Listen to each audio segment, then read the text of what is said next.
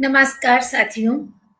Gender और साहित्य series में आज दूसरी शाम हम आपके साथ हैं।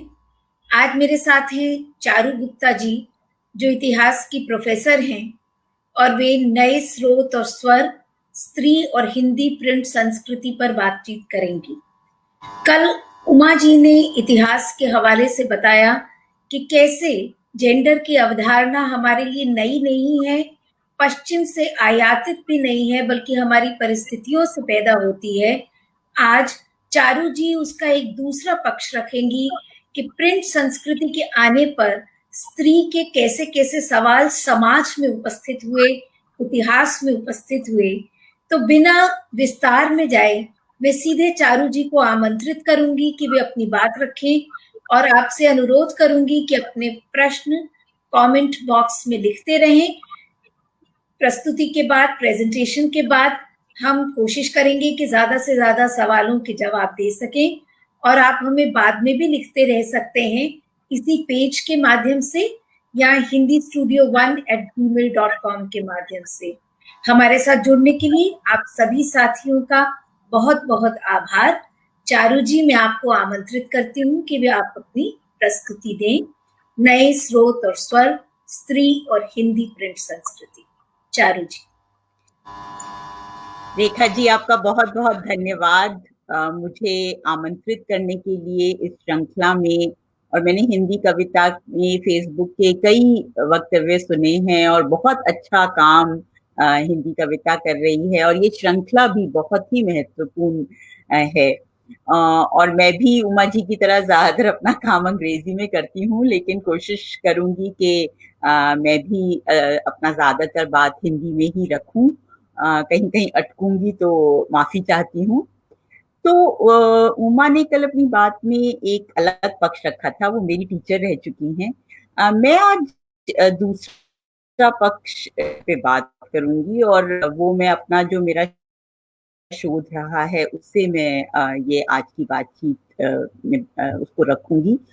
तो मेरे शोध में मैंने जो लघु पत्रिकाएं थी, जो उसमें पत्रिकाएं निकल रही थी, जो उस समय आचार संहिताएं निकल रही थी, उस पर मेरा काम केंद्रित रहा है। कार्टून जो प्रकाशित हो रहे थे, जो निबंध लिखे जा रहे थे, तो कहानियों और उस समय जो कविताएं थी उस पर मेरा काम नहीं है। तो इन पे मैंने देखा कि कैसे, और इसमें ज्यादातर पुरुष लिख रहे थे, तो मैं ये देख रही हूँ कि पुरुष किस तरह से कुछ स्त्रियों के मुद्दे पर लिख रहे थे, और उसी के बीच कैसे स्त्रियों ने अपनी जगह बनाई। तो हम देखते हैं कि स्त्रियों ने धारा के विरुद्ध और कई बंधनों के बावजूद अपना अस्तित्व बनाया है और संवारा है, और एक संघर्ष का रास्ता भी तैयार किया है। एक इतिहासकार के रूप में मैं लगातार इस सवाल से जूझती रहती हूँ कि अपने अभिलेखागारों में जहाँ काफी हद तक स्त्री, विशेषकर उसकी यौनिकता से जो जुड़े सवाल हैं, उन पर एक तरह की चुप्पी नजर आती है, तो हम कैसे ढूंढें स्त्रियों का नजरिया। इसके लिए बहुत जरूरी है कि हम अपने अभिलेखागार के स्रोतों का विस्तार करें, उन चीजों को ऐतिहासिक शोध में शामिल करें जो अभी तक नजर से पार रही हैं। कई लेखकों, और विशेषकर जो स्त्रीवादी लेखक रहे हैं, उन्होंने तो इस बात पर बहुत जोर दिया है कि कैसे साहित्यिक झलकियां, यादगारी, कथा कहानी, व्यक्तिगत भावनाएं, ये सब भी वैध और विश्वसनीय ऐतिहासिक स्रोत माने जाएं, और इससे इतिहास को समझने की एक तरह से नई पोटलियां हमारे सामने जो हैं वो खुली हैं। तो हिंदी में या किसी भी देशी भाषा में नारीवादी नजरिए से इतिहास लेखन कैसे किया जाए, स्रोतों, पर्चों, कार्टूनों को इतिहास लेखन के मापदंडों पर कैसे उतारा जाए, हिंदी में स्त्री नजरिए से इतिहास लेखन की भाषा और मुहावरे कैसे और कहां से खोजे जाएं। तो हाल तक तो लिंग, संस्कृति, साहित्य, यौनिकता, इसके बीच से जो जुड़े सवाल हैं वो इतिहास लेखन में काफी हाशिए पर रहे थे। लेकिन मैंने अपने विभिन्न शोधों में ये पाया कि किस तरह से आधुनिक औपनिवेशिक काल के उत्तर भारत में, और मैं विशेष तौर पर यहाँ पे मैं हिंदी प्रिंट संस्कृति की बात कर रही हूँ, वहां पे स्त्रियों की ऐतिहासिक पहचान खोजने के लिए ये जो भाषाई स्रोत हैं, जो हिंदी स्रोत हैं, जो लोकप्रिय साहित्य है, जो हिंदी में प्रकाशित कार्टून है, उनका बहुत महत्व है। और ये स्त्रियों की रोजमर्रा की जिंदगी, उपदेश संहिताओं, पठन पाठन की आदतों और धार्मिक जातीय पहचान के इर्द गिर्द रचा गया था। और अन्य स्रोतों के अभाव में तो लोकप्रिय और हिंदी प्रिंट सामग्री और भी महत्वपूर्ण हो जाती है। लोकप्रिय साहित्य ने कई तरह से स्त्रियों की अनसुनी आवाजों को उभारा है और इतिहासकारों को एक रास्ता दिया है कि कैसे स्त्रियों की मुखर शांति को पहचाना जाए, उसको एक स्वर दिया जाए। लेकिन साथ ही हमारे बीच में कई बार एक प्रवृत्ति ये होती है कि हम लोकप्रिय संस्कृति और साहित्य को पूरी तरह से स्वस्थ और प्रगतिशील मान लेते हैं, और दूसरी तरफ कुछ विचारक हर तरह की लोकप्रिय संस्कृति और साहित्य को प्रतिक्रियावादी और पुरुषों की अपनी पौरुषता को पुष्ट करने में मदद करने वाली मानते हैं। तो इस तरह का ये जो विचार है कि या तो सब कुछ या कुछ भी नहीं, ये जो है वो पठन पाठन के अंतर जो विरोधी अर्थ हैं उसको हमें सोचने पर मजबूर नहीं करता। वो एक तरह से एक सीधा सपाट रास्ता जो है वो ले लेता है। तो लोकप्रिय साहित्य जो है वो अपने आप में ना तो पूरी तरह प्रतिक्रियावादी होता है, ना पूरी तरह मुक्तिवादी। कैसे उसको हम इंटरप्रेट करते हैं, कैसे अलग अलग समय में और भिन्न भिन्न समय में वो अलग अलग व्याख्याओं को जन्म देता है, ये बात महत्वपूर्ण है। तो उदाहरण के लिए जैसे हम देखते हैं कि औपनिवेशिक उत्तर भारत में उस समय कई कामोत्तेजक इश्तिहार छपे और इन्होंने विरोधाभासी असर दिखाया। तो एक और तो ये जो है वो पुरुषत्व के लिए को बढ़ावा दे रहे थे, लेकिन दूसरी ओर ये एक तरह से यौनिकता की बात कर रहे हैं, काम शास्त्र की बात कर रहे हैं, चाहे उसकी लोकप्रिय और कोई कह सकता है कि बिगड़े हुए रूप की बात कर रहे हैं, लेकिन उसकी एक बौछार हम समय देखते हैं। और जिसने परंपरागत मूल्यों को एक तरफ से पुनर्गठित किया तो दूसरी ओर से उनको अवैध भी घोषित किया, उनको एक तरह से चुनौती भी दी। तो इन दोनों रूपों में हम इसको देख सकते हैं। तो मैं अपनी बातचीत में अभिलेखागार, हिंदी प्रिंट संस्कृति और स्त्रियों से जुड़े हुए कुछ बिंदुओं की ओर कुछ उदाहरणों द्वारा इशारा करना चाहती हूँ। और इससे हम देखेंगे कि अभिलेखागार के जो मतलब ऑफिशियल स्रोत जिसको हम मानते हैं, उसके बीच साहित्य की क्या भूमिका हो सकती है। और इससे एक तरह से हमें ये भी पता लगता है कि कैसे पितृसत्ता ने अपने आप को मजबूत करने के लिए इस समय नई भाषावली, नए बिंब, नए मुहावरे अपनाए और पुरानी भाषा को एक तरह से या पुराने बिंबों को एक नया रूप दिया। तो दूसरी ओर इसी के बीच, इस पुरुष प्रधान कोलाहल के बीच ही हम स्त्रियों की कलकल भी जो है उनको सुन सकते हैं। तो इस तरह से हम देखेंगे कि एक तरफ स्त्री की देह पर नियंत्रण करने के प्रयास हैं और इसी के बीच कभी कभी हमको स्त्रियों का नजरिया भी मिलता है। तो यहाँ मैं स्त्रीवादी लेखन की बात नहीं कर रही हूँ, वो तो अपने आप में एक धारा है ही, और ऐसी बहुत सी स्त्रियां इस समय उभरी जिन्होंने अपना लेखन किया और अलग अलग डायरेक्टली, कई बार इनडायरेक्टली पितृसत्ता को चुनौती दी। तो मेरा जो सबसे पहला उदाहरण है वो है हिंदी प्रिंट संस्कृति द्वारा स्त्रियों के मनोरंजन और उनकी सांस्कृतिक क्षेत्रों को नियंत्रित करने के प्रयास। और यहाँ पर मैं विशेष तौर पर जो उदाहरण ले रही हूँ वो है स्त्रियों के द्वारा गाए जाने वाले गीतों का, और उसमें भी विशेष तौर पर जो वो गारी या गाली गाती थी विवाह के अवसरों पर, जो मजाकिया गीत गाती थी, जो बहुत लोकप्रिय थे और आज भी अलग अलग रूप में हमारे समाज में जिंदा हैं। तो उनकी चर्चा करूंगी। तो वह मुख्य रूप से दुल्हन वालों की ओर से दूल्हे और उसके परिवार को संबोधित करके गाए जाते थे। कई बार इन गानों में जैसे नवविवाहित लड़कियां जो हैं वो ससुराल में कैसे रहें इस पर, और कैसे वो हुक्म चला सकती हैं, कैसे वो उनको दबके नहीं रहना है, इस पे इसको संबोधित करते थे। कई बार वो दूल्हे के को भी गाली देते थे, उनकी माँ को गाली देते थे। तो इस तरह से हंसी उड़ाई जाती थी और एक मजाक का दौर था, लेकिन उसमें कहीं ना कहीं एक तरह से ये कहना चाहिए कि इस मजाकिया गीतों के द्वारा ही कई बार वो जो एक क्या कहना चाहिए, जो एक रचा बसा हुआ ढांचा था, उसको कई बार वो उस पर सवाल भी उठाते थे। तो इस तरह से 19वीं शताब्दी के उत्तरार्ध से हम देखते हैं कि कैसे स्त्रियों के इस तरह के मनोरंजन की ओर हिंदी प्रिंट संस्कृति का जो है वो ध्यान गया। और हम देखते हैं कि स्त्री यौनिकता की किसी भी तरह की अभिव्यक्ति को, चाहे वो इस तरह के हल्के फुल्के मजाकिया गानों के जरिए ही हो, उसको एक राष्ट्रवादी, जो नई राष्ट्रवादी व्यवस्था उभर रही थी, उसके लिए हानिकारक माना गया। और विशेष तौर पर जो उच्च जाति की, मध्यम वर्ग की जो स्त्रियां थीं, कहा गया कि ऐसी स्त्रियां जो ये गाना गाती हैं वो भ्रष्ट हैं, वो असभ्य हैं, और इन गीतों को बुरा और गंदा जो है वो कहा गया, और उनके गाने वाली स्त्रियों को फूहड़ करार दिया गया। और ये आपत्तियां जो हैं वो 20वीं शताब्दी के आरंभ में हम देखते हैं कि और तीव्र रूप से हमारे सामने उभर कर आती हैं।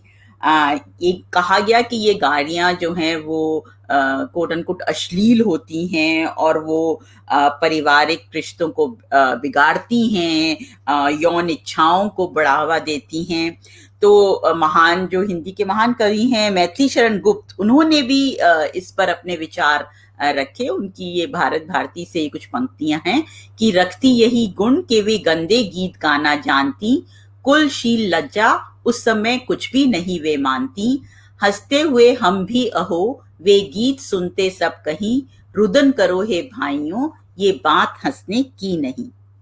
उस समय एक बहुत प्रसिद्ध पत्रिका निकलती थी चांद ने, उसने भी इस पर लेख छापा, और जैसे कि एक लेख छपा स्त्रियों में गालियां गाने की प्रथा, और उसमें कहा गया कि स्त्रियों की जुबान से गुप्तांगों के नग्न वर्णन, एक स्त्री का पर पुरुष से संबंध सूचक गायनों का गाया जाना, रंगरलियों का वर्णन आदि बहुत घृणित है, और स्त्रियों को इस व्यसन से मुक्ति मिलनी चाहिए, इनको छोड़ देना चाहिए, इस तरह के गाने नहीं गाने चाहिए। तो ये कोट आप देख सकते हैं अपनी स्क्रीन पर। उस समय लड़कियों की भी एक पत्रिका निकलती थी कन्या मनोरंजन, तो ये मैंने उससे लिया है।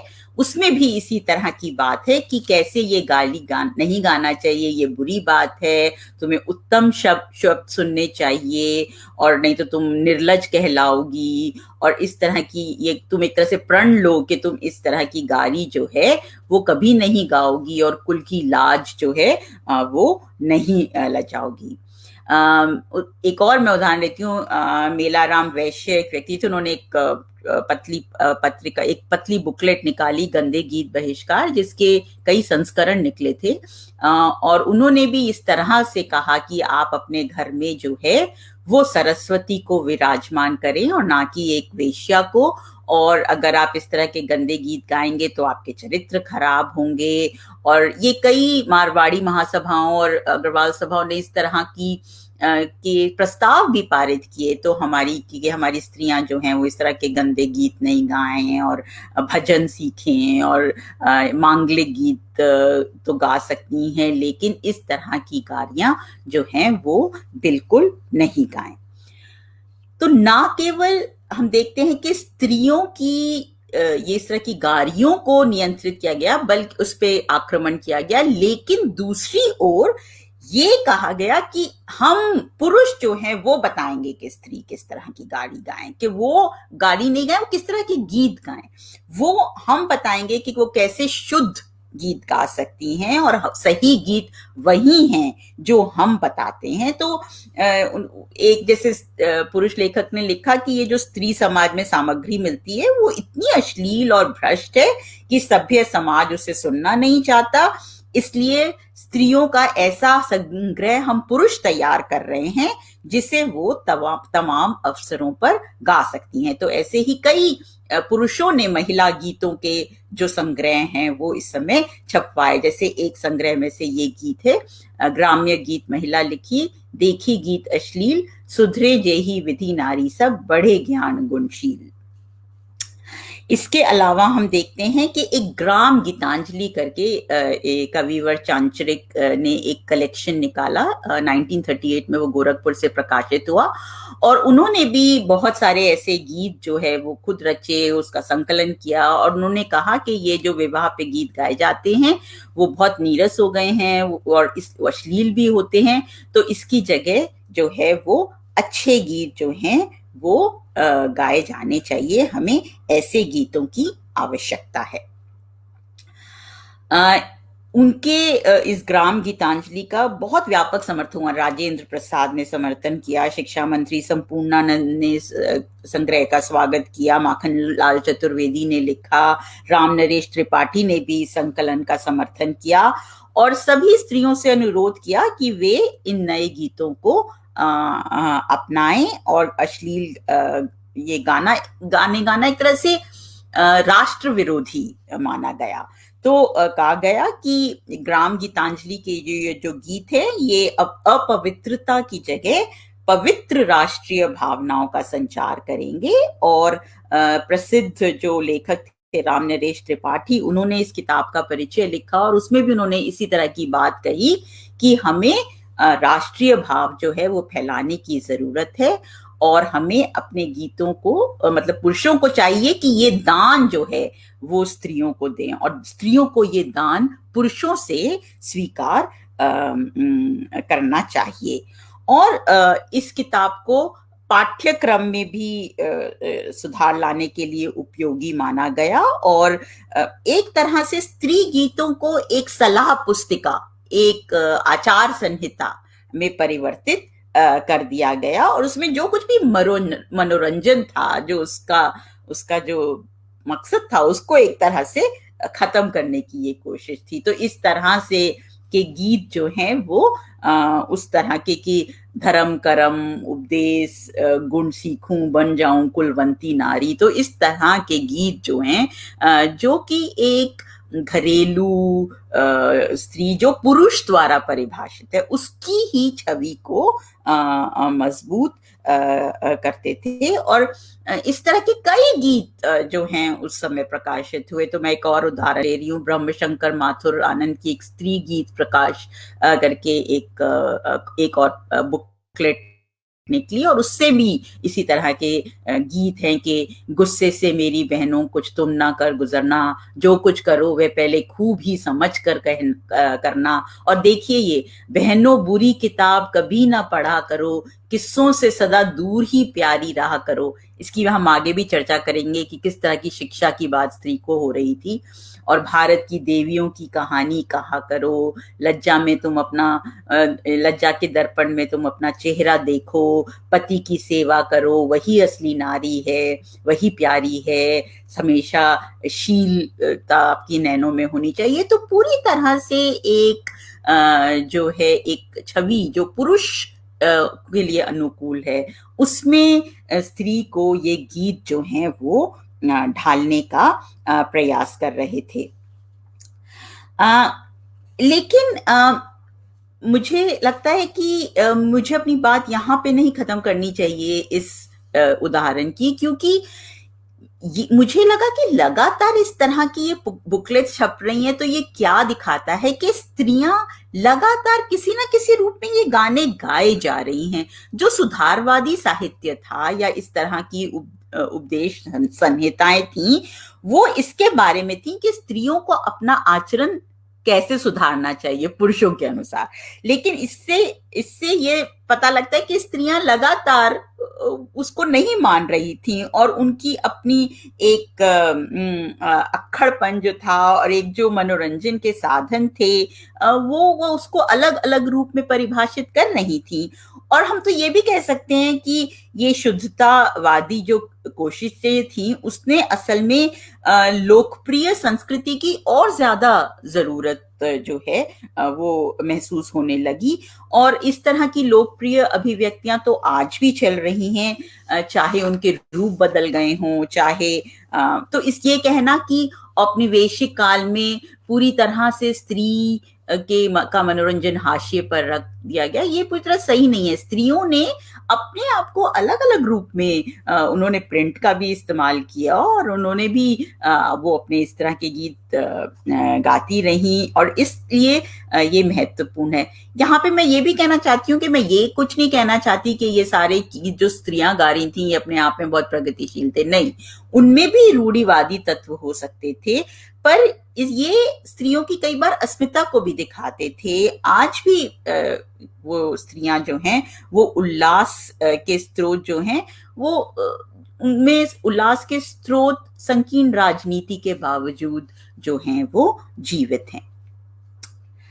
तो मेरा दूसरा उदाहरण जो है वो है स्त्री और उसके घरेलू क्षेत्र और हिंदी प्रिंट संस्कृति के बीच के संबंधों के बारे में।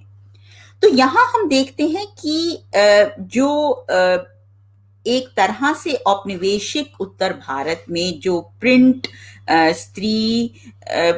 के जो प्रिंट क्षेत्र था उसमें स्त्री की घरेलू स्पेस के ताने बाने जो हैं वो नए रूप में हमारे सामने आते हैं। प्रिंट साहित्य ने इस विचार को भी गड़बड़ किया कि स्त्री की जो निजी जगह है वो केवल उसकी अपनी है और पुरुष की सार्वजनिक जगह कमतर है।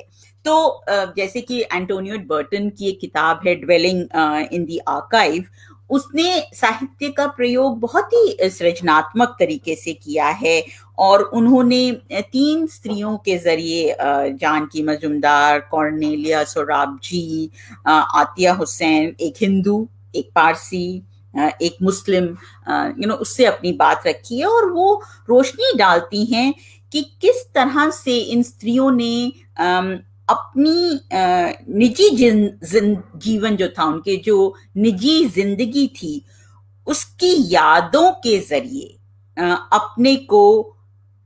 अपने जो जीवन को है उसको एक सार्वजनिक इतिहास के रूप में रूपांतरित किया है। तो एक तरह से वो कहती हैं कि इन लेखकों ने अपने घर और मकान के विमर्श के जरिए एक तरह से जो हमारा इसके बारे में जो विचार है उसको अंगभंग किया है और एक तरह से घर को सार्वजनिक राजनीतिक विषय के रूप में ढाला है। लेकिन हिंदी प्रिंट संस्कृति तो उस समय की कई संकीर्णताएं भी दिखाती थी। तो एक तरह से ये कई इतिहासकारों ने कहा है कि कैसे औपनिवेशिक काल में एक आदर्श स्त्री स्थापित करने की जो असली लड़ाई है वो तो घरों के अंदर लड़ी जा रही थी। घरेलू क्षेत्र एक ऐसा क्षेत्र था जहां मर्दों के लिए अपनी सत्ता और नियंत्रण कायम करना संभव था, क्योंकि बाहरी दुनिया तो उलट रही थी और वहां पश्चिम ने अपनी सर्वोच्चता दिखा दी थी, ब्रिटिश शासन था। तो घर एक ऐसा क्षेत्र था, तो बाहर जैसे ये कार्टून दिखाता है कि बाहर तो वो जी हजूरी कर रहे हैं और घर आके वो एक स्वामी है, वो राजा है। तो इस तरह से स्त्री को घर के इस आध्यात्मिक अंतःकरण की वाहक के रूप में देखा जाने लगा।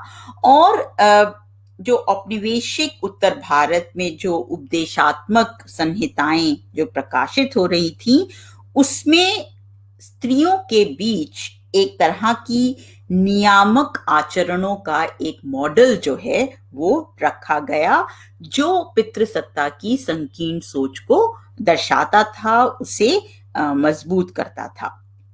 और ये ज्यादातर उन स्त्रियों को संबोधित था जो उत्पादक गतिविधियों से, उस तरह से पारंपरिक, जिस तरह से बाहर काम करना या उस सब से ज्यादातर अलग थी। और जैसे कि विवाह को अब एक नए तरह से परिभाषित किया गया, उसको सबसे महत्वपूर्ण सामाजिक और आर्थिक संस्था के रूप में देखा गया, जहां व्यक्तिगत इच्छाएं जो हैं वो एकदम गौण थी। तो प्रेम अस्थिर माना गया और विवाह से कहा गया कि एक स्त्री को सम्मान मिलता है। और एक तरह से हम देख सकते हैं कि परिवार में एक नई तरह की नागरिक नैतिकता इस समय मजबूत हो रही है। और हम देखते हैं कि उसको एक राष्ट्रीय पहचान के साथ जो है वो जोड़ा गया, स्त्री का घरेलू जो क्षेत्र है। और इस तरह का जो आदर्श था, उसी में शोषण की जड़ें जो हैं वो मौजूद थी। तो ये महावीर प्रसाद द्विवेदी ने कहा अपनी उनकी रचना में, ये सुनिए मेरा और आपके अधिकार बराबर हैं, आप भी स्वाधीन हैं और मैं भी स्वाधीन। एक दिन आप चूल्हा चौका करें और एक दिन मैं करूं, एक दिन मैं सेवा करूं, एक दिन आप करें, और तो ये बताइए कि ऐसी स्वाधीनता का क्या नतीजा होगा। तो वो कहते हैं कि स्त्रियां स्वभाव से ही सुकुमार होती हैं। इस दशा में यदि धर्मशास्त्र ने उन्हें पिता, पुत्र या पति के वश में रहने का नियम कर दिया तो क्या गजब किया। तो ये महावीर प्रसाद द्विवेदी ने लिखा है। तो इस तरह से हम देखते हैं कि घरों के अंदर असमानता के नए सांचे बनाए जा रहे हैं।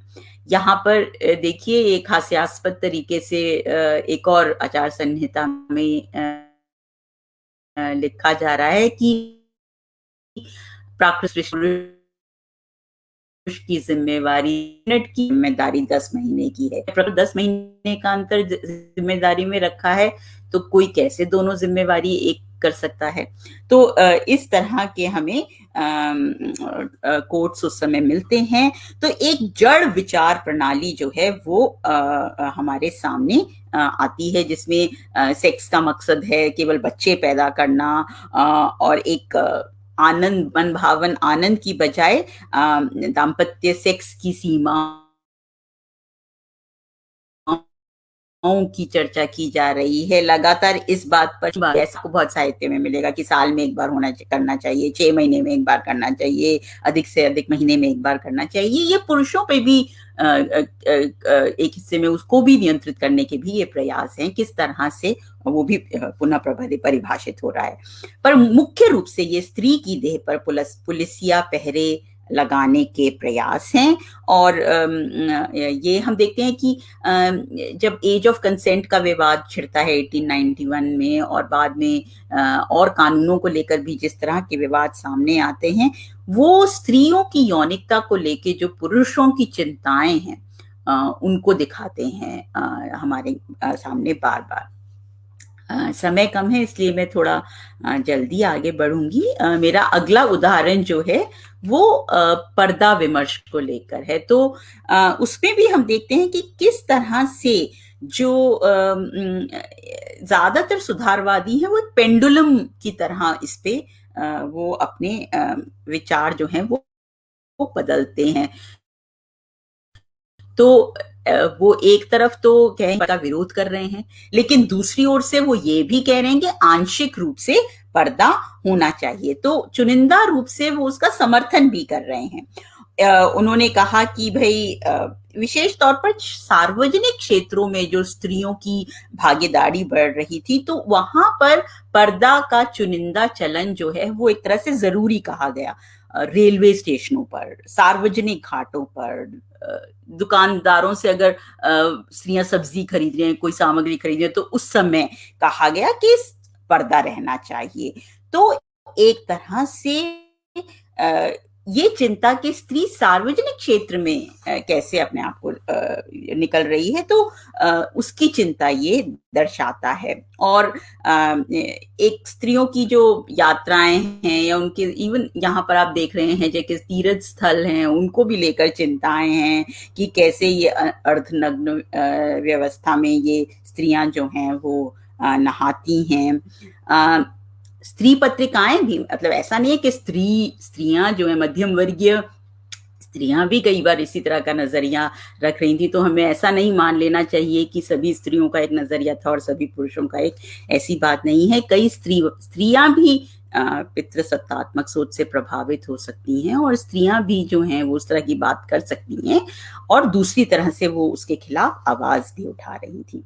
तो जैसे कि ये एक लेख स्त्री दर्पण जो समय पत्रिका थी उसमें आया कि स्त्रियों ने पर्दे का एकदम उल्टा मतलब निकाल रही है, और वो घर में तो घूंघट रखती हैं लेकिन बाहर जाती हैं तो वो पूरा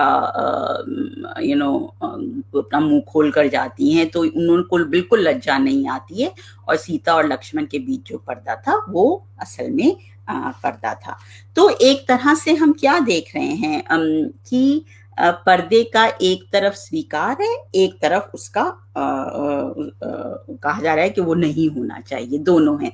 रेलवे स्टेशनों पर विशेष तौर पर, अब रेलवेज एक ऐसी चीज थी जिसने एक तरह से जो जाति और धर्म और उसकी जो तरह की सीमाएं हैं उनसे उनको तोड़ता था। रेल में आप किसके साथ बैठे हैं, क्या कर रहे हैं, वो उस तरह खान पान, कच्चा पक्का खाना और इस तरह की चीजें, कई सीमाएं, रेलवे जब विकसित हुई तो कई तरह की सीमाएं स्त्रियों को लेकर भी जो हैं वो चिंताएं सामने आई। और बार बार एक तरह से हम देखते हैं कि जो सार्वजनिक क्षेत्र है उसमें उनकी पर्दे की मांग दोहराई गई। एक तरह से ये कहा जा रहा है, जो आज हमें जिस तरह के उदाहरण मिलते हैं कि स्त्रियों को ही अपने आप को बचाना है और उसके लिए पर्दा जरूरी है, तो ये एक तरह से ये उसका हमें उदाहरण यहाँ पर नजर में आता है। तो अभी तक हमने कुछ उदाहरण लिए हैं, मैं दो और उदाहरण लेकर अपनी बात रखना चाहती हूँ। मेरा अगला उदाहरण जो है वो है देवर भाभी के रिश्ते। तो मैं बहुत ही जब मैं अपना शोध कर रही थी तो मैंने देखा कि इस विषय पर मुझे बहुत सामग्री, लगातार लेख भी मिलने लगे, और फिर एक कार्टूनों की श्रृंखला मेरे सामने आई और मुझे लगा कि इस पर इस समय समाज में चिंता है, और इसने मुझे कुछ सोचने के लिए भी मजबूर किया। तो पूर्वी उत्तर प्रदेश में 19वीं शताब्दी के उत्तरार्ध और 20वीं शताब्दी के पूर्वार्ध में हम देखते हैं कि बड़ी संख्या में पुरुष पलायन हो रहा था। पुरुष घर से छोड़ के बाहर काम कर रहे थे, एक शहर से दूसरे शहर भी, गांव से शहर भी, और एक तरह से परिवारों में एक प्रकार की रिक्तता जो है वो पैदा हो रही थी। और इस मुश्किलों के कारण कई स्त्रियों को भावनात्मक दबाव भी झेलना पड़ रहा था। कई पुरुष जो हैं वो इवन देश से बाहर इंडेंचर्ड लेबर के रूप में या अलग अलग रूपों में काम करने के लिए जा रहे थे। संयुक्त परिवार में भी कुछ तरह की किसी तरह की चरमराहट जो है वो देखी जा सकती है, और एक परिवारों का जो दमित माहौल था उसमें कई बार जो स्त्री थी उसको रहना पड़ रहा था। और अकेलेपन में स्त्रियां शायद कई स्त्रियों ने अन्य रिश्तों में राहत खोजी, और स्त्रियों के रिश्तों में अपनी जो स्त्री के और परिवार के रिश्ते थे, और इसके अलावा कई बार स्त्री अपने देवर के साथ भी थोड़ा उसके साथ, क्योंकि हम उम्र हो सकती थी, कई बार उसके साथ एक तरह से कुछ राहत महसूस की, कुछ राहत के पल, उससे वो बातचीत कर सकती थी, उसके साथ उस तरह की उसे पर्दा और ये सब रखने की जरूरत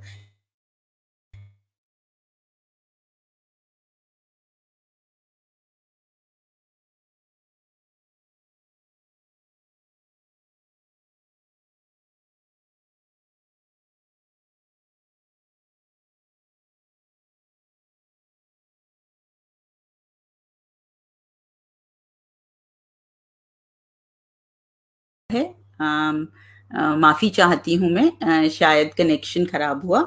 तो हम देखते हैं कि कैसे इस समय जो है वो हिंदी प्रिंट संस्कृति का इस ओर ध्यान गया, और चांद ने लगातार ये एक कार्टूनों की श्रृंखला निकाली, देवर और भावज, तब और अब।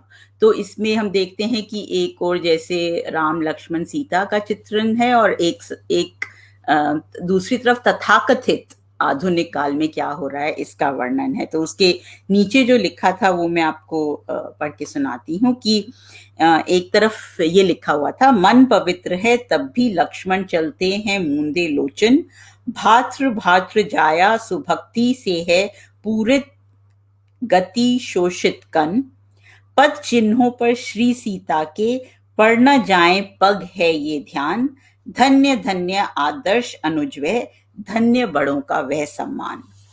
और दूसरी तरफ तथाकथित आज का चित्रण करते हुए लिखा था, दिखलाता है चित्र बुरायूं देवर भावज को क्या जान, दूषित भाव उठाना है ये अथवा है उसका अपमान, भाई का मुख देख दूसरी ओर किया अच्छा उद्योग, इससे बढ़कर हो सकता है क्या शुभ अवसर का उपयोग।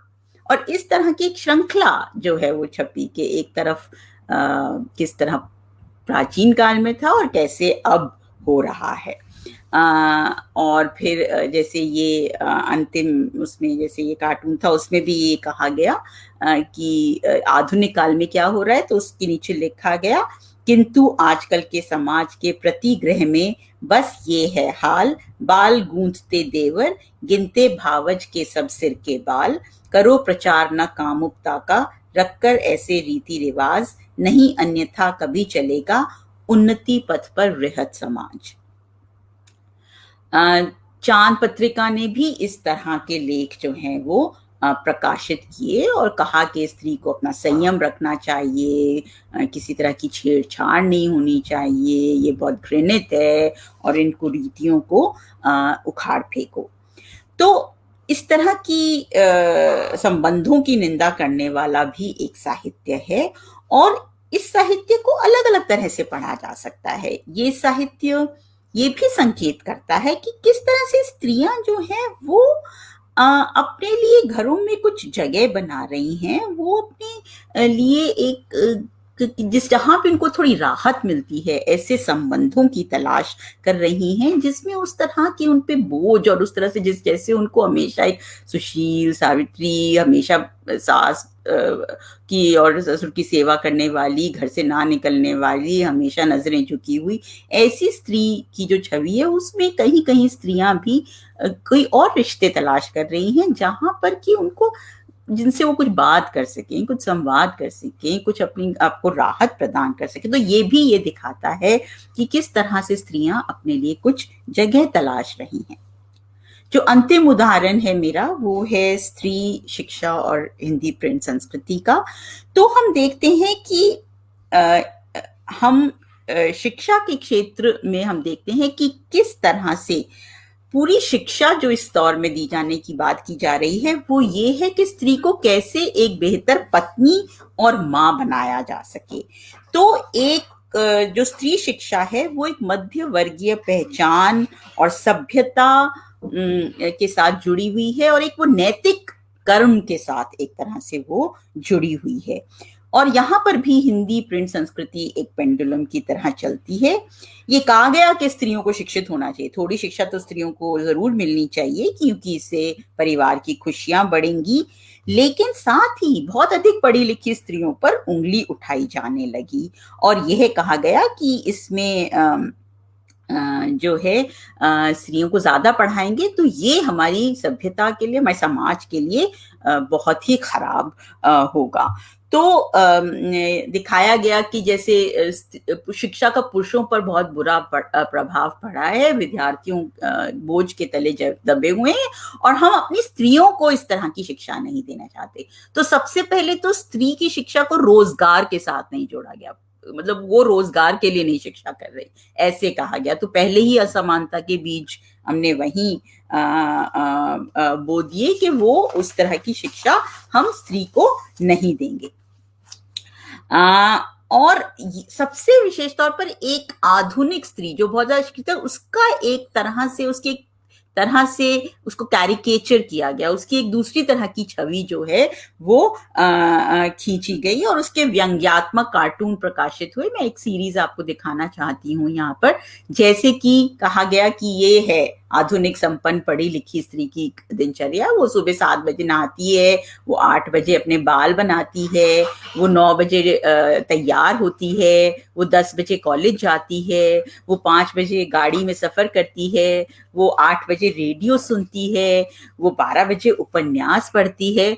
तो फिर वो घर का काम कब करती है? मतलब उसको ये कहा गया कि उसके जो वो अपने आप में इतनी व्यस्त है और अपने काम में इतनी व्यस्त है कि उसको अपने घर का काम करने का समय ही नहीं मिलता। और ये भी गौरतलब है कि जो गृह कार्य है उसका चिन्ह जो है वो चरखे के रूप में यहाँ दिखाया गया। तो स्पष्ट रूप से उसको राष्ट्रीयता के सवाल के साथ भी जोड़ा गया। इस विषय पर कई कविताएं भी लिखी, वो भी जो आधुनिक शिक्षित स्त्री से एक डर पैदा करती है कि कैसे ये जो शिक्षित स्त्री है जो पश्चिमी सभ्यता से प्रभावित है, वो कैसे डांस कर रही है, गाने गा रही है, और कैसे वो थिएटर जा रही है, वो अंग्रेजी पढ़ रही है, वो पर्दे में नहीं रह रही, वो मर्दों के साथ रंगरलियां मना रही है। तो इस तरह के की कविताएं जो हैं वो हमें उस समय मिलती हैं। तो एक तरह से आधुनिक शिक्षा को कई बुराइयों का द्योतक माना जा रहा है। चांद का ने फिर इस पे कई तरह के कार्टून प्रकाशित किए कि देखिए कैसे वो देवी जी जो हैं वो तो एक व्याख्यान लिख रही हैं और पति चाय बना रहे हैं। तो ये उनको बहुत बुरी स्थिति लगी कि पति कैसे चाय बना सकता है, और इसी तरह से कि वो पढ़ रही है स्त्री और पति बच्चा देख रहे हैं। तो ये भी कहा गया कि ऐसी ही फुलझड़ी स्त्री सबको मिले जो इसको देखकर हंसे।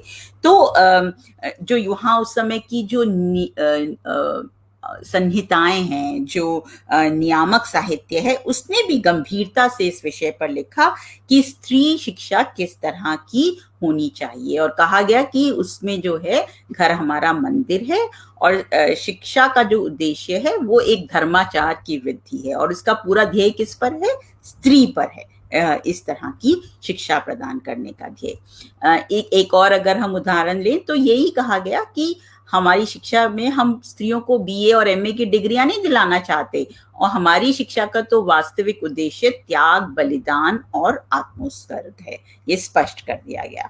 तो इस तरह से हम देखते हैं कि किस तरह से स्त्री शिक्षा एक विशेष रूप में मोड़ी जा रही थी। लेकिन मैं यहाँ पर अपनी बात नहीं खत्म करना चाहती। मैं अंत में केवल ये कहना चाहती हूँ कि हम एक और स्त्री शिक्षा के प्रभुत्वकारी पहलू भी थे, लेकिन दूसरी ओर स्त्रियों ने उन्हें जो शिक्षा दी जा रही थी उनको विविध रूप से इस्तेमाल किया। नीता कुमार ने जैसे ये काम किया है कि बनारस की विधवाएं कैसे शिक्षा के हथियार से लैस होकर कैसे अपनी पारंपरिक छवियों का खंडन कर रही थी, और कैसे कड़ी पाबंदियों के बावजूद भी कुछ फेरबदल करके अपने लिए अनुकूल माहौल बना रही थी, स्कूल की प्रिंसिपल्स बन रही थी, शिक्षा ले रही थी। फिर इसके अलावा बड़ी संख्या में मध्यम वर्गीय स्त्रियां जो हैं वो हम देखते हैं कि प्रिंट क्षेत्र में घुसती हैं। किस तरह से बड़ी संख्या में साहित्य उस समय प्रकाशित होता है, उसमें उन्होंने अपने ऊपर भी कई तरह के बंदिशें लगाई, क्योंकि वहां पे सार्वजनिक क्षेत्र में लिखना बहुत एक मुश्किल कार्य था एक स्त्री के लिए। लेकिन फिर भी हम देखते हैं कि स्त्रियों की दोस्तियां जो हैं लिखने की प्रथा में, वो कैसे कई स्त्रियां, कोई संपादक है, कोई और स्त्री लेखन से जुड़ी है, वो एक साथ मिल रही हैं, एक साथ अपने विषय पे बातचीत कर रही हैं। और हम देखते हैं कि किस तरह से एक अलग पहचान जो है वो भी उभरने लगी थी। स्त्रियों की अपनी प्रेस थी, पत्रिकाएं थीं, लेखिकाएं थीं, अनेक स्त्री प्रधान पत्रिकाएं प्रकाशित हो रही थीं। कई इतिहासकारों ने चर्चा की जो पत्र लिखे जा रहे थे इन पत्रिकाओं में स्त्रियों के द्वारा, स्त्रियों चिट्ठियां लिख रही थी जहां पर वो बताई थी कैसे उनके पति उनके साथ बुरा व्यवहार करते हैं, पितृसत्ता को चुनौती दे रही थी, कैसे कह रही थी कि हमें इन घर के बंधनों से कुछ मुक्ति चाहिए, और इस तरह से इस समय कई लोग स्त्रियों ने अपनी आत्मकथाएं लिखी और उमा चक्रवर्ती ने कल इसके बारे में बात की है कि कैसे रश्मि सुंदरी देवी की आत्मकथा है, रामाबाई का लेखन है, महादेवी वर्मा के निबंध है और ऐसी अनेकों लेखिकाएं इस समय उभर कर आई और सभी दिखाती हैं कि स्त्रियां कैसे अपने लिए जगह बना रही थी। तो इस पर काफी लिखा जा रहा है और मैं इस पे लिखा गया और इस पर मैं बात नहीं कर रही हूँ। मैं ये दिखाना चाहती हूँ कि स्त्रियों की जो पढ़ने की आदतें हैं इस समय वो कुछ और ही संकेत कर रही हैं। आप ठोक पीट कर सिलेबस तो बना सकते हैं, पर एक बार जो स्त्री शिक्षा ग्रहण कर लेती है वो क्या पढ़ेगी और क्या नहीं, ये आप निर्धारित नहीं कर सकते हैं। तो हम देखते हैं कि स्त्रियां बहुत कुछ पढ़ रही हैं, वो इस तरह की पत्रिकाएं पढ़ रही हैं जहां पे अंतर्राष्ट्रीय स्त्री आंदोलनों की बात हो रही है, जहां पर कई बार पितृसत्ता में सेंध लगाने की कोशिशें हो रही हैं, उस पर सवाल उठाए जा रहे हैं। और इसके अलावा स्त्रियां मजे मजे से और चीजें भी पढ़ रही हैं, जैसे कामुक कथाएं, जासूसी उपन्यास, प्रेम कहानियां, नाटक, गाने की किताबें, ये सब भी पढ़ रही हैं। और ये वही सब चीजें थी जिन्हें हिंदी प्रिंट क्षेत्र का एक बहुत बड़ा हिस्सा जो है वो स्त्रियों से दूर रखना चाहता था। तो कुछ स्त्रियां भी इस पे चिंता व्यक्त कर रही थी। तो जैसे एक यशोदा देवी जो समय एक सुधारवादी स्त्री थी और जिन्होंने कई सुधारवादी किताबें लिखी और वो एक आयुर्वेदिक डॉक्टर भी थी। वैसे तो ये जानना कि उस समय स्त्रियां क्या पढ़ रही हैं मुश्किल है, लेकिन इससे हमको थोड़ा सा उसमें थोड़ा सा उसका हिंट मिल सकता है कि वो कहती हैं कि कैसे पढ़ी लिखी स्त्रियों का, किसी भी स्त्री का ऐसा ट्रंक खाली नहीं होगा जिसमें उपन्यास न रखे हों। और मेरे पास ऐसे बहुत पत्र आते हैं और जब मैं अपने माघ मेले में अपना स्टॉल लगाती हूँ किताबों का तो स्त्रियां आती हैं और वो कहती हैं कि भाई हमें तो कुछ रसीले उपन्यास चाहिए, हमें ये उपदेशात्मक साहित्य हमने बहुत पढ़ लिया, अब हमें कुछ अलग तरह का साहित्य दीजिए। तो इस तरह से ये दिखाता है कि स्त्रियां हर तरह की चीजें जो हैं वो पढ़ रही हैं। मैं फिर कहना चाहूंगी ये जो उपन्यास थे या इस तरह की किताबें थी, शायद ये आचार संहिताओं की तरह बोझिल तो नहीं थे और ना ही ये उतने अपठनीय थे। ये भी कई बार, जैसे मैं कह रही हूँ दोबारा से, कि ये भी पितृसत्तात्मक मूल्यों से भरे हो सकते थे, लेकिन इनमें स्त्रियों के लिए नैतिक बट्टेदारी शायद कम थी और इनमें एक रोमांस और आनंद का सबब था। और स्त्रियां हर तरह से अपनी शिक्षा का इस्तेमाल कर रही हैं, हर तरह से अपनी लेखनी कर रही हैं, कई सीमाओं के बावजूद भी। और तो इस तरह से उनका जो पढ़ना है और लिखना है, जिस तरह से वो अपनी शिक्षा का इस्तेमाल कर रही हैं, उसमें ही शायद हमें प्रतिरोध के बीज भी नजर आते हैं।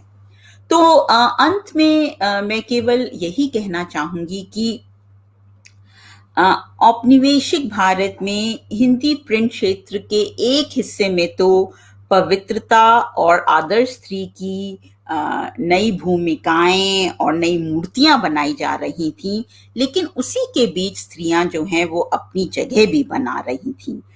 जहां एक और औपनिवेशिक काल की प्रभुत्वशाली हिंदी प्रिंट संस्कृति ने पितृसत्ता को मजबूत किया, वहां पर ही ये भी गौरतलब है कि ये कोशिशें आधी अधूरी थी और कई बार जो शब्दावलियां पहले स्त्रियों को नियंत्रित करने के लिए आजमाई गईं, वो ही जब खुद की लय में आ गईं तो उन्हीं के बीच विरोध के स्वर भी उभरे और एक तरह से उपदेशात्मक हिंदी साहित्य की जो दुनिया थी वो तंग थी, पर बदन की तंग कमीज की तरह उसकी सिलाइयां जो हैं वो उखड़ रही थी और जो नियंत्रित करने की कोशिशों के बीच ही स्त्रियां नैतिक व्यवस्था में बिखराव और अव्यवस्था के बीच भी बो रही थी। तो धन्यवाद, मैं अपनी बात यहाँ पर समाप्त करती हूँ। सवालों के लिए मैं उपलब्ध हूँ। 1 सेकंड में आती हूँ मैं, 1 minute. Mukul, you have to keep quiet. I'm so sorry. What is this going on? Mukul, please. Go somewhere else. Sorry, माफी चाहती हूँ। अब किसी के कोई सवाल हैं तो प्लीज बताइए, अगर किसी को कुछ पूछना हो तो।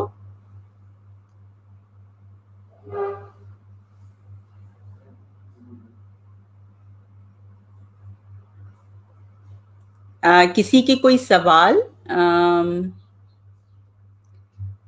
या हम अपनी बातचीत खत्म करें यहीं पर?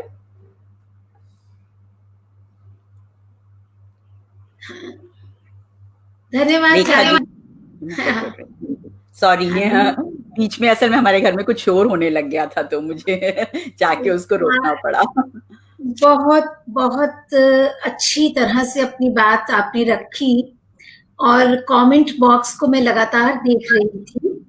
उसमें सवाल नहीं है इतने जितने कि आपने जो कुछ भी बातें कही उससे उस पर कुछ एक टिप्पणियां सी हैं आपकी बात में, अपना स्वर मिलाते हुए। जैसे लोकगीतों की बात आपने कही, तो सुशीला पुरी जी ने लिखा कि लोकगीतों में भी तो भाषा को अगर हम देखें तो कितनी मर्दवादी गालियां ही इस्तेमाल होती थी।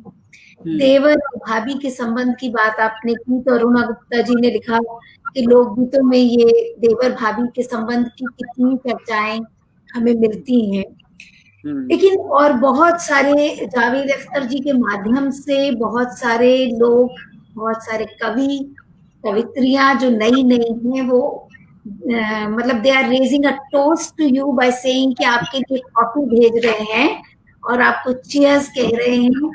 और इतिहास धन्यवाद, और संवाद तो जारी ही रहेगा हम लोगों का।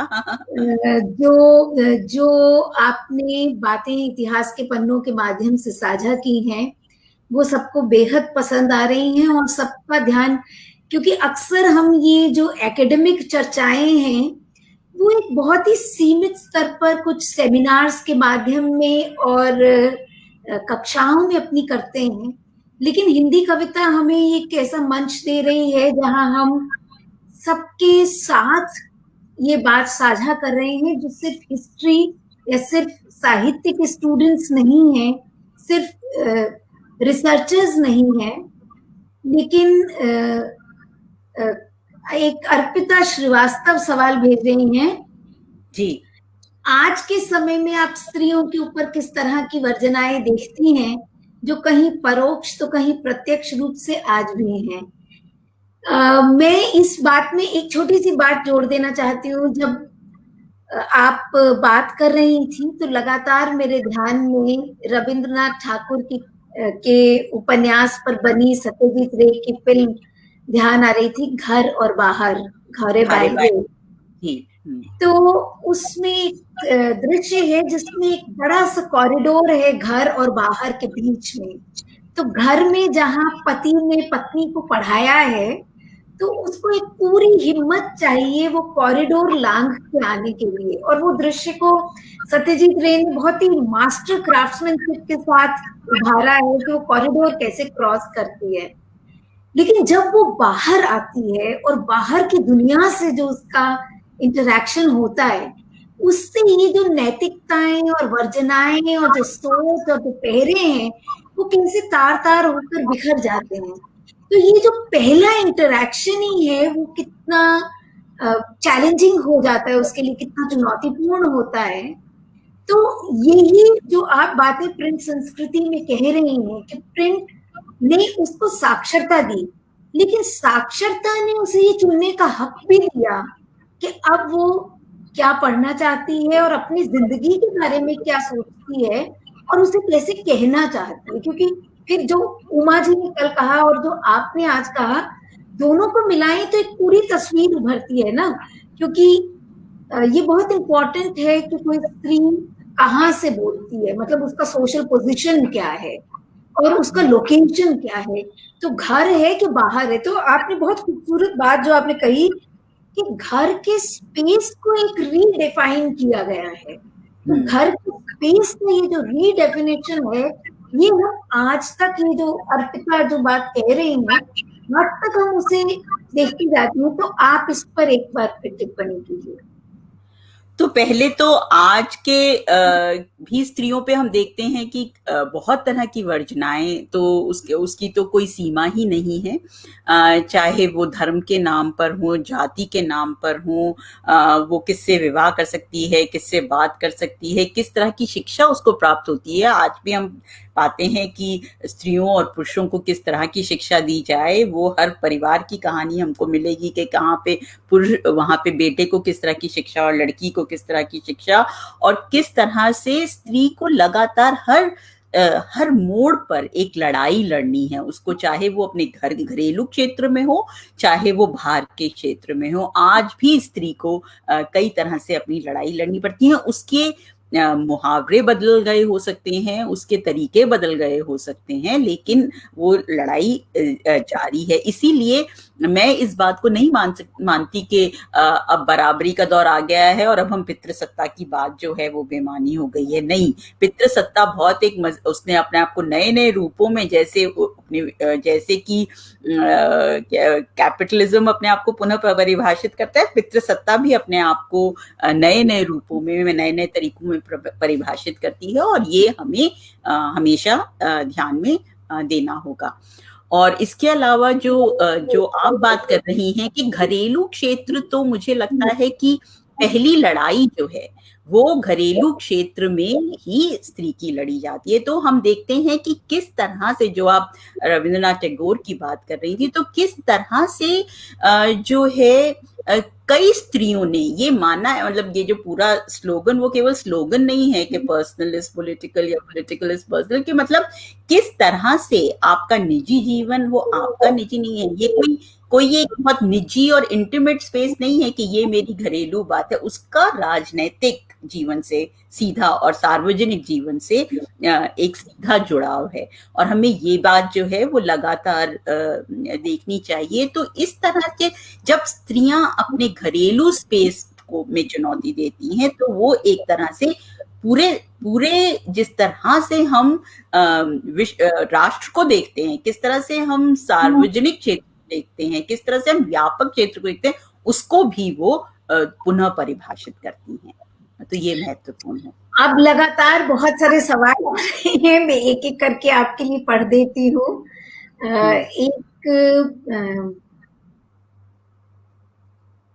सबसे पहले चंचल पूछ रही हैं कि गालियां विचारों का खुलापन माने या विचारों की संकीर्णता।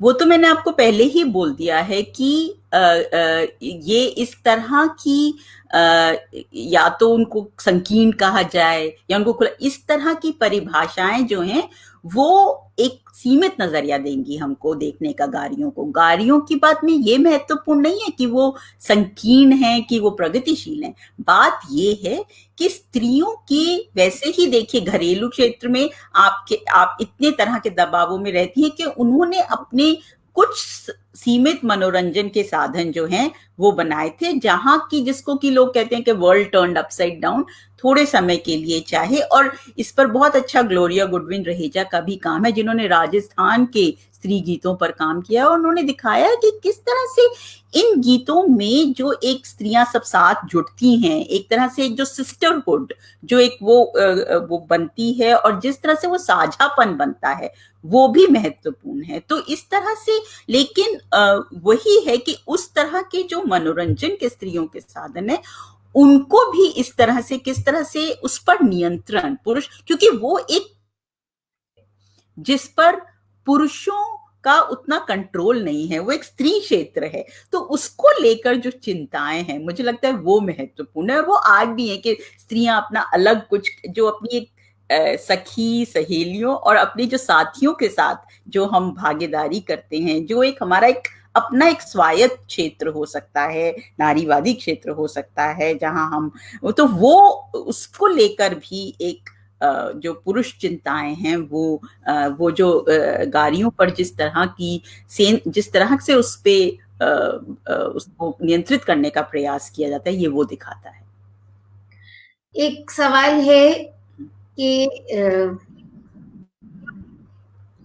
आज के नहीं, इससे पहले जो सवाल आया, पहले मैं वो लूंगी। नई और पुरानी पीढ़ी की सोच में बड़ा अंतर देखा गया, इस पर आप अपने विचार रखिए। और एक हमारी युवा साथी ने सवाल किया, साहित्य में जो स्त्रियां प्रतिनिधित्व कर रही हैं, क्या वाकई सभी स्त्री तबले की वह आवाज बन पा रही है? आपने बड़े अच्छा एक रूपक दिया था कि बदन की तंग कमीज जो है उसकी सिलाई उधड़ने लगी है। तो यहाँ ये चूंकि भूतिया कह रही हैं कि स्त्री का लेखन जो है वह तबले की आवाज बन पा रहा है कि नहीं। निश्चित तौर पर कुछ इस पे तो मतलब वो तो मैं ज़रूर कहूँगी कि स्त्री लेखन जो है उसने कई रूप में कई हमारी जो एक तरह से ढांचे हैं उनको धाराशायी किया है, कई तरह की सोच को धाराशायी किया है, कई तरह के नए रास्ते, नए आयाम जो हैं वो हमारे सामने लेकर आई हैं। लेकिन इससे पहले का जो प्रश्न था मैं उसके बारे में कुछ सोच रही थी। मैं 1 मिनट एक पेन उठा के लाती हूँ, 1 सेकंड। हाँ, वो क्या प्रश्न था? ये आज भी जो मतलब एक पीढ़ी है और जो दूसरी पीढ़ी अच्छा, हाँ, है हाँ। उनकी सोच में इस पर मेरी राय थोड़ी अलग हो सकती है, क्योंकि कई बार मैं देखती हूँ कि ये केवल पीढ़ियों का सवाल नहीं है। कई बार तो मुझे जो पुरानी पीढ़ी है उसके विचार कई बार बहुत प्रगतिशील लगते हैं, बल्कि मैं उस समय के जिस तरह के विवाद हैं और जिस तरह से उस समय स्त्री पत्रिकाएं जो निकल रही थी उसमें जिस तरह के सवाल उठ रहे थे, कई बार मुझे वो जैसे आज की स्त्री पत्रिकाओं में भी नहीं मिलेंगे। तो जो हम पॉपुलर मैगजीन्स हिंदी की पॉपुलर मैगजीन्स देखेंगे तो ऐसा नहीं है कि हम ये सोच लें कि, तो कई बार तो मुझे पुरानी पीढ़ी ने बहुत बड़ी बड़ी लड़ाइयां लड़ी हैं, शायद हमारी पीढ़ी से भी ज्यादा बड़ी, जिस तरह की उनके सामने चुनौतियां थी। तो ये मुझे लगता है ये पीढ़ी का केवल सवाल नहीं है कि पुरानी पीढ़ी की सोच बहुत, हम सोचें कि धकियानुसी है और नई पीढ़ी की सोच बहुत, कई बार आपको जैसे मैं एक उदाहरण लेती हूँ, जैसे मुझसे ये क्योंकि मैं टीचर हूँ तो मुझसे कई बार स्टूडेंट्स ये सवाल करते हैं कि कई बार हम ये मानते हैं कि जो स्त्री बहुत वेस्टर्न क्लोथ्स में कपड़े पहनेगी उसके साथ ज्यादा कोट अनकोट छेड़खानी होगी, और जो स्त्री पारंपरिक उस तरह से कपड़े पहनेगी उसके साथ कम छेड़खानी होगी।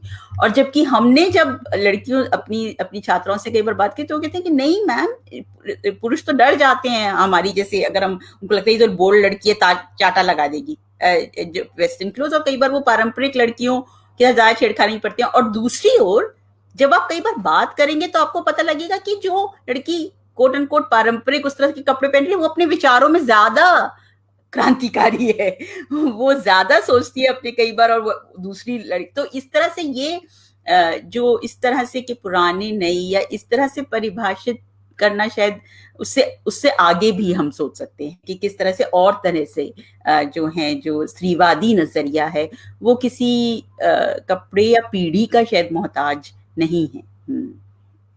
अच्छा, ये मधुमिता कह रही हैं कि आज के समय में स्त्री की दोहरी जिम्मेदारी पर आप जरूर बात करें। और अपर्णा मनोज कह रही हैं कानून और प्रथाएं स्त्री विरोधी होती थी, शायद आज भी हैं। तो दो बातें कि कानून और प्रथाएं क्या स्त्री विरोधी हैं, और दूसरा कि आज की स्त्री के ऊपर कितनी बड़ी जिम्मेदारियां हैं, किस तरह से दोहरी जिम्मेदारियां हैं, उन पर बात करें। सबसे पहले मैं कानून पर करूंगी। तो कानून जो है वो एक द्विधारी तलवार की तरह है।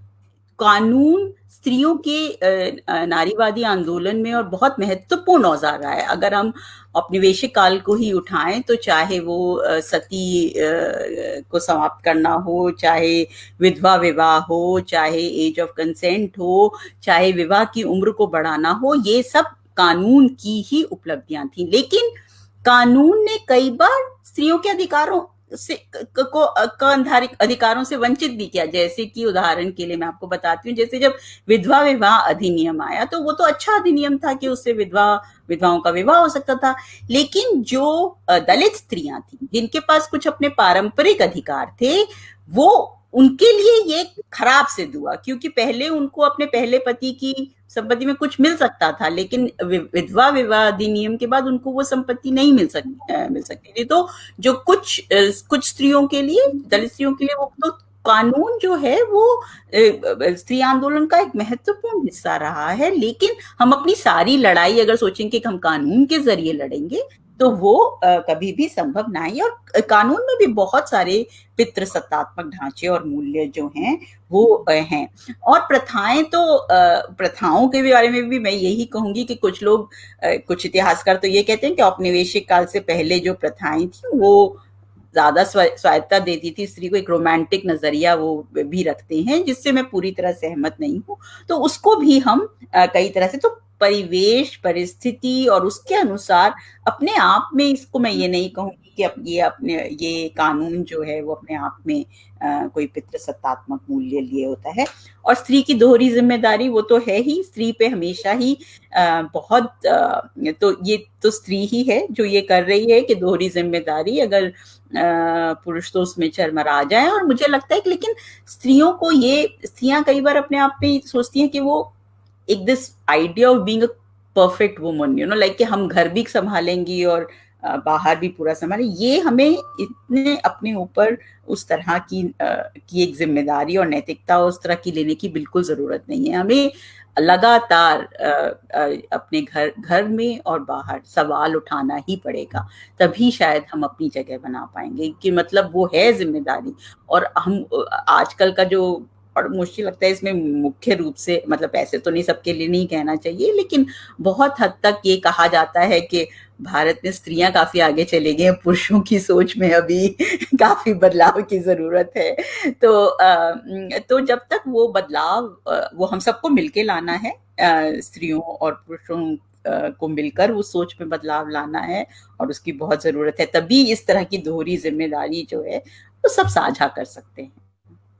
ये बात हमारे कुछ साथी लिख रहे हैं, श्री नारायण समीर जी लिख रहे हैं कि इस तरह का विमर्श होते रहना चाहिए, क्योंकि समता मूलक समाज बनने में ये बहुत बड़ी पहल होगी, और ये सार्थक और जरूरी है कि लगातार हम पितृसत्ता पर बात करते रहें।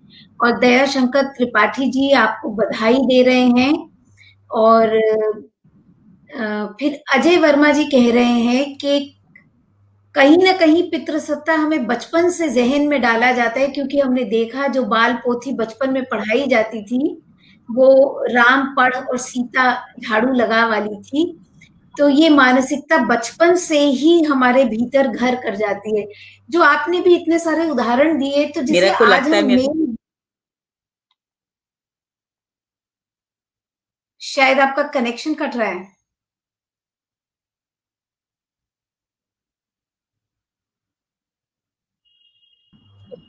मेरा को लगता है मेरा कनेक्शन, रेखा जी, अब थोड़ा खराब हो रहा है इंटरनेट का, तो शायद हमें अपनी बात को यहाँ पे समाप्त करना। बहुत आज का सत्र बहुत ही मुझे लगता है कि काफी विचारोत्तेजक रहा, कि हमने कुछ तथ्यों के माध्यम से बात की जो चारू जी ने प्रस्तुत किया।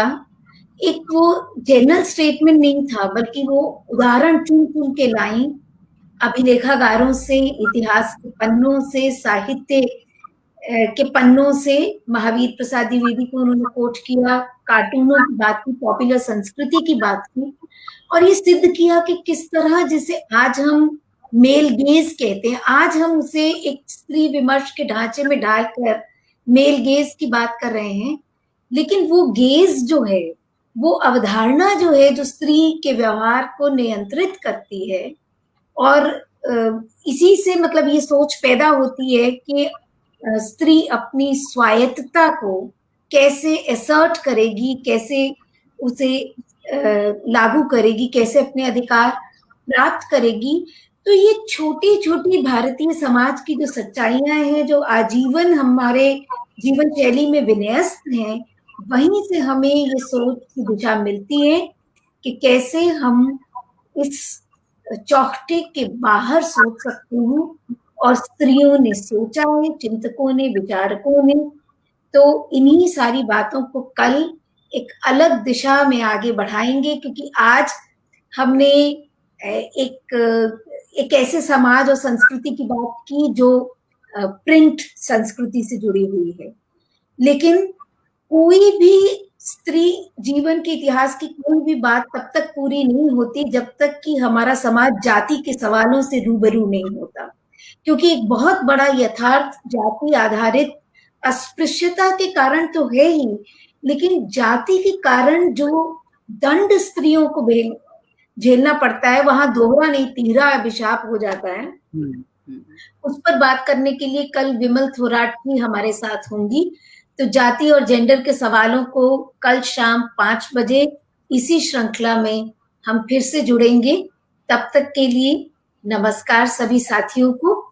और इस सारी सीरीज का जो महत्व है मेरे निकट वो यही है कि इससे विचार की ऐसी सरणियां बने, विचार और आग्रह तेज हों, लगातार हम बातचीत करें और अपने इतिहास और संस्कृति को भी समझें, ताकि हम अपने समाज में जो स्त्रीवादी स्वर है उसे पहचान सकें और आगे की दिशा क्या होगी, हमारे बच्चे, लड़के और लड़कियां बराबरी के समाज में सांस ले सकें। इन्हीं शुभकामनाओं के साथ आप सबका बहुत बहुत धन्यवाद।